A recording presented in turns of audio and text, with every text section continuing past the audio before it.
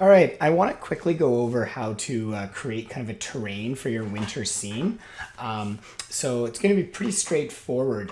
This obviously is my snowman, and I want to build a little scene for him to live in, and eventually the cabin and such as well. And actually, to start with, we're actually going to go into Photoshop. And the first time you open up Adobe Photoshop, you may actually have to sign in with your Langley School's email address. So you'll do that. Then what you're going to do is you're going to go to File, New, and you are going to make a new file that is 600 by 600 pixels. Make sure you don't do inches. It has to be pixels. So I'm going to create that. It's just going to look like a square.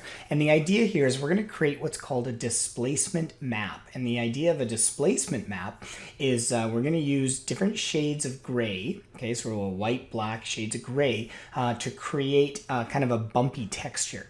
And basically black will be the lowest point and white will be the highest point. So for example, if I start with this white areal here, I'll press B to go to my brush tool, and then maybe I'll click over here to my main color and just choose black. If I choose to paint a bunch of black in here, well, this is now going to be lower than this will be. Okay, so this will almost be like kind of almost like a chasm, I guess, or I don't know, kind of a big hole.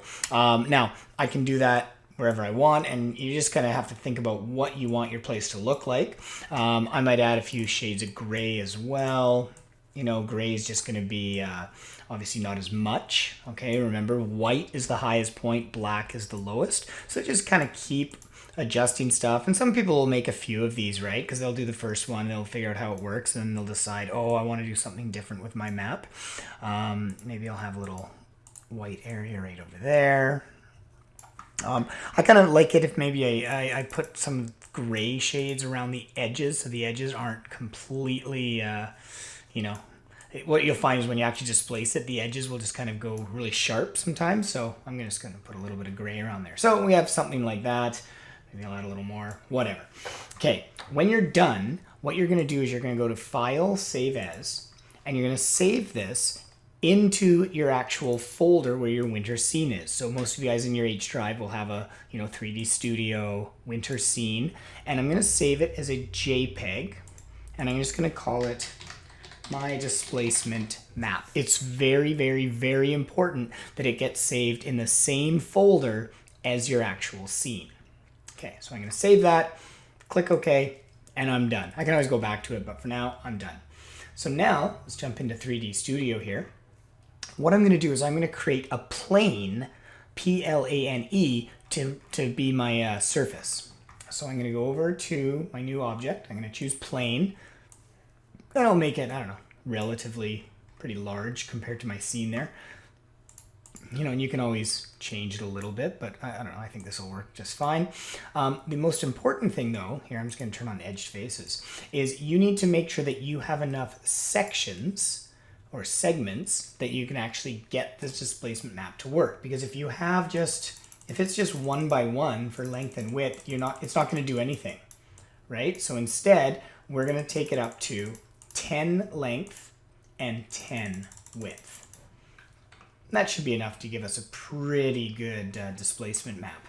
Okay, from there, the displacement map is actually a modifier. So here, let me change this to white so I kind of have a snowy bottom. There we go, that's better. Okay, I'm going to go up to my modifier, and when I've selected this, and I'm going to choose displace. Okay, like I said, this is called a displacement map. So I'm going to go to displace, and under displace, it's going to ask me if I want to use an image, which I do. So I'm going to choose under bitmap, instead of it being none, I'm going to go to where I've stored all this stuff. So my H drive, 3D Studio, winter scene. There's my displacement map that I just made, right? 600 by 600. It's all grays and whites and blacks. And I'm going to put it on there. And the first thing you'll notice is that nothing happens. And that's because we have to still adjust the strength of that map. The map is on there. I can see that. But now I'm just going to enlarge or increase the strength. And as I enlarge the strength there, you'll see it'll actually start rising up. So depending on how big your scene is, I've set the strength up to about I don't know, 40 right now or something. And you can see I get all these bump textures now. Okay, and all those indicate that anything that was white is the highest possible point and anything that is black is the lowest possible point. So you can see if you go to the extreme and you bring it up, you're going to get these huge mountains. I think that looks kind of weird. Plus, it's really hard to get in there and actually, work on your cabin and your snowman. So I don't think you want to go that much, but you can kind of find a balance just to get a little bit of texture in there. And if you want to have like a cliff, you could make a cliff. If you want to adjust your displacement map, you can do that. If you go negative, it'll just reverse it, right? So anything that is white will now be the lowest, and anything that is black will be the highest, and every shades of gray are in between. So it's just a kind of a cool way to give yourself a little bit of texture using that displacement map. When you are all done, you're happy with how it's turned out, you like kind of the levels of it, what you're going to do, you're going to right click it. You are going to convert it to an editable poly, and that just kind of it's kind of like converting to curves in CorelDRAW. It just kind of holds it as its own object, so you don't have to worry about the displacement map anymore, and it'll always be in there really nicely. And if you really wanted to, of course, it's an editable poly, so you could grab the vertices, you could grab edges, and you could actually modify things accordingly. Okay, hope that makes sense.